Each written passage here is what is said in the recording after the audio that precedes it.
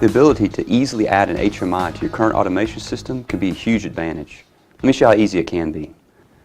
So the first step is, you see our current network view here. We only have the controller. First step is add new device. Click on HMI, comfort panel, 12-inch, and click OK. So ultimately what the portal is doing for us at this point is actually creating a wizard for us. So we're going to have a pop-up box that easily walks us through the entire HMI architecture we want to use for this particular system.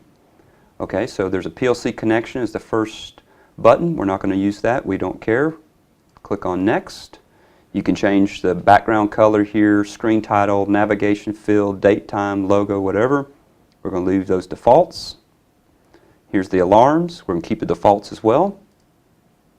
The screens. Here you can actually create your standard architecture of your screens. That way every single time you have a new HMI you can easily go through the wizard and create those screens very fast and efficiently. We're going to leave root screen and screen 1, that's no problem.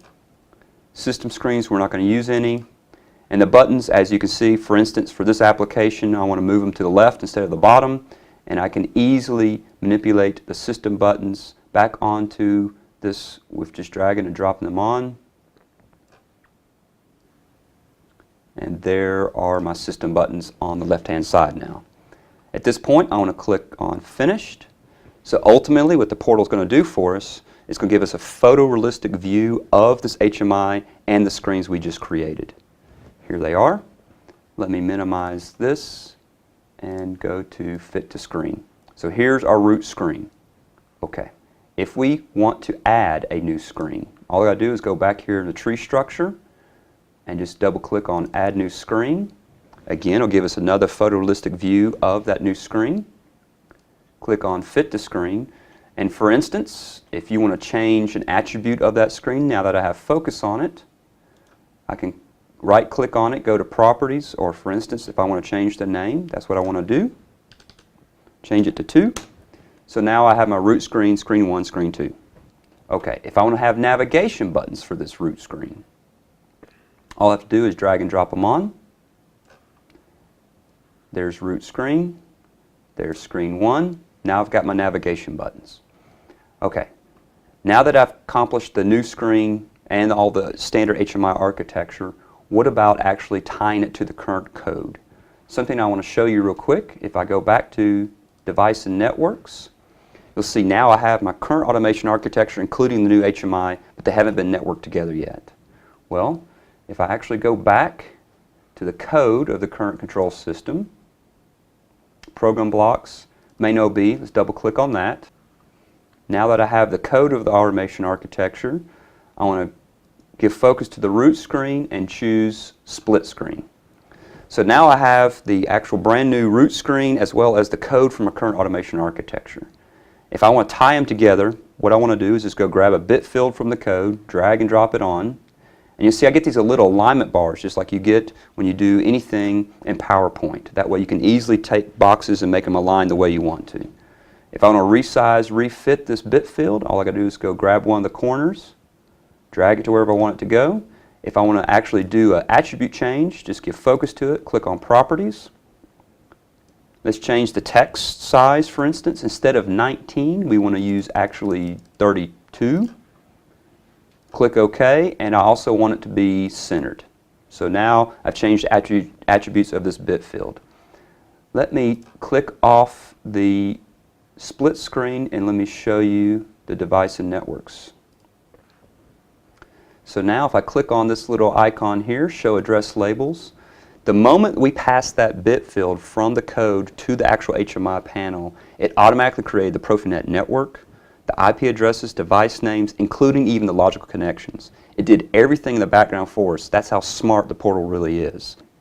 Okay, so the network is now complete. How about the actual control? Let me go back to our root screen. Let me drop this down and let me go to our libraries. So now I want to add buttons and switches. Let me give focus to that. So ultimately we're going to launch a library of different types of buttons and switches we could use for controlling. Now that we have them launched, let me go down to the rotary switches. Let me drag that on. Let me resize, refit, however I like. And then I can use the alignment bars to make certain everything looks good on this HMI screen. Give focus to it, right click, properties. What I want to do is go to general, go to the tag, and since I know the code from the current automation system, I know exactly which tag I want to use to tie to this rotary switch so I have actual control between the two systems. So let's just type motor 1. That's the one I want to use. Use smart type. There's the tag, so now our control code from this rotary switch to the actual code itself has now been tied together. Okay, how about animations? Let me give focus to this, and let's choose that library. So we have the ability from the global library concept to take any kind of graphic, animation, whatever you want. You can make it exactly how you want on your HMI panel. Once you've done that, you can save the global library, and every single time you have a new HMI panel come online, you just drag it onto the panel, and you're actually completed and done. All you got to do is tie it to the code. Let's do exactly that. Let's drag this conveyor down. So we're going to have a conveyor on this panel. Resize, refit. And I'm going to have a Siemens bottle box. Now that I have focus on him, I want to right click and go to properties. Go to animations. And click on horizontal movements. So I can do an on-the-fly animation of a horizontal movement. It gives me a shadow box plus an arrow. If I go over here and give focus to it, drag that arrow over to the endpoint. So there's a point of start, there's a point of end. And this is going to be tied to an analog value. So let me go down here and type 27,000 because this will be an analog word. And the start point is going to be 1,000. However, I don't have a tag I want to use from our analog inputs. So let's go do that first. Let's go back to our device and networks. Give focus to the actual CPU. Click on device view. Now give focus to the analog card. And you'll see that we have analog input word 112. That's the one I want to use. I'll also go back to a plus or minus 10 volts so that I have a full range of that analog word. Let's go to our tags. Show all tags. As you can see here, all I have to do is type IW112, click enter. At this point, the tags will give you the possibility of creating the actual data type as well as the tag name for that analog word automatically. You don't have to do anything. I'm going to use this current tag it auto-created for me. That's fine. Let's go back to the root screen. Give focus to the actual bottle box. Click on animations and just click TAG. Smart type. There is the tag 1. That's what I want to use. At this point, I can give focus back to the CPU, click the download arrow button. What the system will do now is going to go out and search the network and try to find this automation system. It's going to give us a dialog box over Profinet. He's searching. He has found the IP address of that controller. I can actually click on the flash LED button. So now I've clicked on that. It's actually going to go back out over Profinet. It is the correct controller at this point. I can click the load button. So now what he'll do is he'll do a quick compilation of this analog word and this tag and the logical connection over Profinet to the control system for us. Click on load. Now we've loaded that simple connection. What I want to do now is give focus to the HMI, and you'll see this little box up here is called the Start Simulation.